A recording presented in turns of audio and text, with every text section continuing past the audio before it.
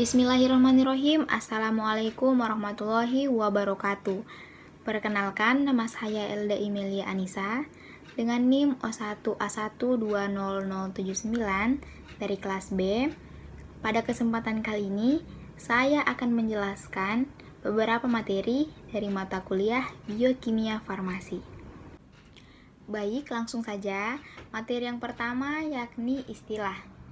Adapun istilah-istilah yang akan saya bahas, yang pertama, glikolisis. Glikolisis adalah tahap katabolisme glukosa yang dipecah menjadi 2 molekul asam pirufat. Kemudian yang kedua ada glikogenolisis. Glikogenolisis adalah katabolisme glikogen menjadi monomer glukosa. Kemudian yang ketiga ada glikogenesis. Glikogenesis merupakan biosintesis glikogen dari satuan-satuan glukosa. Kemudian yang keempat ada metabolisme, merupakan reaksi-reaksi kimia yang berlangsung di dalam tubuh makhluk hidup. Selanjutnya ada katabolisme, merupakan penguraian dari masing-masing nutrien untuk menghasilkan energi utama, baik berupa karbohidrat, lipid, dan protein, berlangsung secara bertahap melalui sejumlah reaksi enzimatik yang berurutan. Kemudian yang terakhir ada anabolisme. Anabolisme merupakan proses pembentukan atau penyusunan senyawa organik secara sederhana menjadi senyawa organik kompleks. Nah, proses ini memerlukan energi, baik energi panas, cahaya, atau energi kimia. Materi yang selanjutnya yakni metabolisme glukosa secara aerob dan anaerob. Karbohidrat glukosa merupakan karbohidrat terpenting dalam kaitannya dengan penyediaan energi di dalam tubuh. Untuk dapat menghasilkan energi, proses metabolisme glukosa akan berlangsung melalui 2 mekanisme utama, yaitu proses anaerob dan proses aerob. Proses anaerob berlangsung dalam sitoplasma. Pada proses aerob, menggunakan enzim sebagai katalis di dalam mitokondria dengan kehadiran oksigen atau O2. Dalam metabolisme glukosa, yang pertama ada proses glikolisis.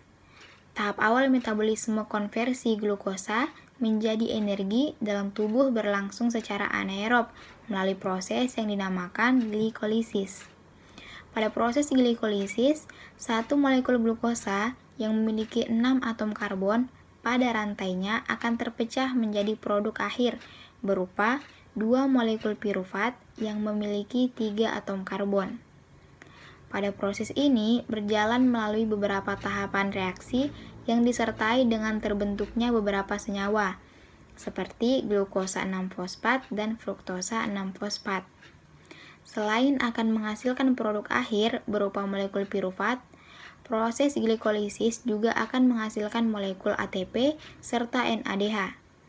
Molekul ATP yang terbentuk kemudian akan diekstrak oleh sel-sel tubuh sebagai komponen dasar sumber energi.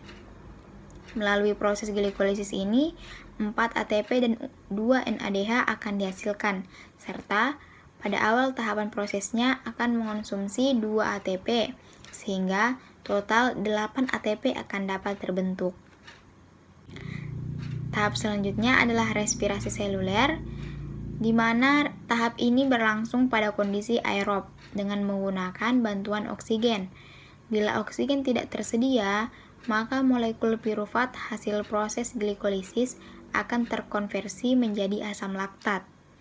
Dalam kondisi aerob, pirufat hasil glikolisis akan teroksidasi menjadi produk akhir berupa H2O dan CO2 dalam tahapan yang dinamakan dengan respirasi seluler. Proses ini terbagi menjadi 3 tahap utama, yaitu produksi asetil-CoA, proses oksidasi asetil-CoA dalam siklus asam sitrat, serta rantai transport elektron. Tahap kedua yaitu siklus asam sitrat merupakan pusat dari seluruh aktivitas metabolisme tubuh. Siklus ini tidak hanya digunakan untuk memproses karbohidrat, namun juga untuk memproses molekul lain seperti protein dan lemak. Tahapan utama yang pertama yakni produksi asetil-CoA atau proses konversi pirufat. Sebelum masuk di siklus asam sitrat, molekul pirufat akan teroksidasi terlebih dahulu menjadi asetil-CoA dan CO2.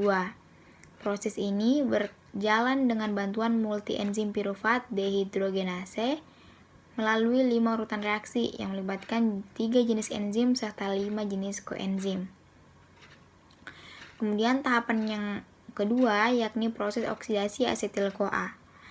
Molekul asetil-CoA yang merupakan produk akhir dari konversi pirufat kemudian akan masuk ke dalam siklus asam sitrat.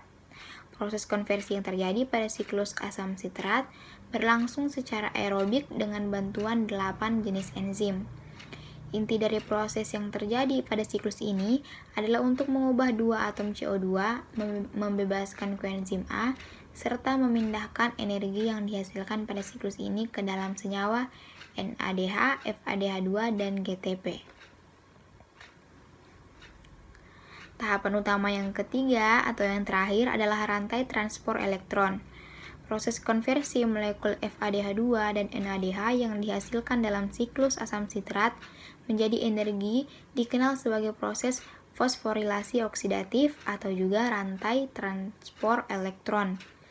Di dalam proses ini, elektron-elektron yang terkandung di dalam molekul NADH dan FADH2 akan dipindahkan ke dalam aseptor utama yaitu O2. Secara umum, proses metabolisme secara aerobik akan mampu untuk menghasilkan energi yang lebih besar dibandingkan dengan proses secara anaerobik. Dalam proses metabolisme secara aerob, ATP akan terbentuk sebanyak 36 buah, sedangkan proses anaerob hanya akan menghasilkan 2 buah ATP. Ikatan yang terdapat dalam molekul ATP ini akan mampu untuk menghasilkan energi sebesar 7,3 kilokalor per molnya.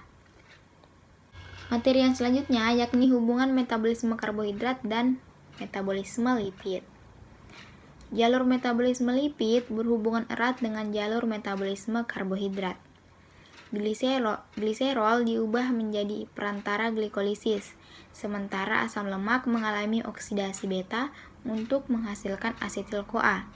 Setiap putaran beta oksidasi menghilangkan 2 karbon rantai asam lemak, melepaskan 1 asetil-CoA yang kemudian dapat dioksidasi dalam siklus asam sitrat. Beta oksidasi juga menghasilkan beberapa molekul berenergi tinggi yang diumpankan langsung ke sistem transport elektron. Selanjutnya, perbandingan metabolisme energi lemak dan metabolisme energi karbohidrat. Lemak memiliki kandungan energi lebih besar dari karbohidrat. Hal ini berasal dari perbedaan struktur dan unsur penyusun molekul lemak dan karbohidrat, yang berakibat pada perbedaan jumlah oksidasi yang terjadi ketika lemak dan karbohidrat dicerna dan diubah menjadi karbon, dioksida, dan uap air. Lemak butuh lebih banyak oksidasi saat dicerna daripada karbohidrat, karena bentuk struktur dan unsur penyusunnya. Karena jumlah oksigen yang dibutuhkan lebih banyak, oksidasi lemak memakan waktu lebih lama, tapi juga memberi lebih banyak energi. Ini karena pada setiap proses oksidasi terjadi pelepasan energi, sehingga semakin banyak oksidasi, semakin banyak pula energi dihasilkan. Materi yang terakhir yakni gangguan terkait metabolisme karbohidrat. Salah satunya adalah diabetes mellitus. Diabetes mellitus atau biasa disebut diabetes adalah penyakit kronis yang ditandai dengan tingginya kadar gula atau glukosa di dalam darah. Kondisi ini juga sering disebut sebagai penyakit gula atau kencing manis. Gula yang berada di dalam darah seharusnya diserap oleh sel-sel tubuh untuk kemudian diubah menjadi energi. Insulin adalah hormon yang bertugas untuk membantu penyerapan glukosa dalam sel-sel tubuh untuk diolah menjadi energi, sekaligus menyimpan sebagian glukosa sebagai cadangan energi. Lantas, bagaimana cara mengatasi diabetes mellitus? Ada 3 cara yang dapat digunakan. Yang pertama dengan suntik insulin. Ketika mengalami diabetes tipe 1, sistem kekebalan tubuh akan menyerang sel yang memproduksi insulin, sehingga kadar insulin yang dihasilkan tubuh berkurang. Maka dari itu, dokter biasanya akan meresepkan suntikan insulin. Kemudian yang kedua, ada obat-obatan. Orang yang mengalami penyakit kencing manis atau diabetes mellitus tidak mampu menggunakan insulin yang ada sebagaimana mestinya. Sehingga tak semua orang dengan penyakit gula sangat membutuhkan obat. Kemudian, yang ketiga, dengan menjalani pola hidup sehat. Pengobatan utama yang biasanya dianjurkan dokter adalah mengubah pola hidup. Perubahan gaya hidup ini biasanya meliputi pola makan sehat dan olahraga secara teratur. Pola makan yang diterapkan juga bisa berupa memilih makanan yang rendah akan gula atau glukosa. Cukup sekian materi yang dapat saya sampaikan. Kurang dan lebihnya mohon dimaafkan. Semoga bermanfaat untuk kita semua. Wabillahi taufiq wal hidayah. Wassalamualaikum warahmatullahi wabarakatuh.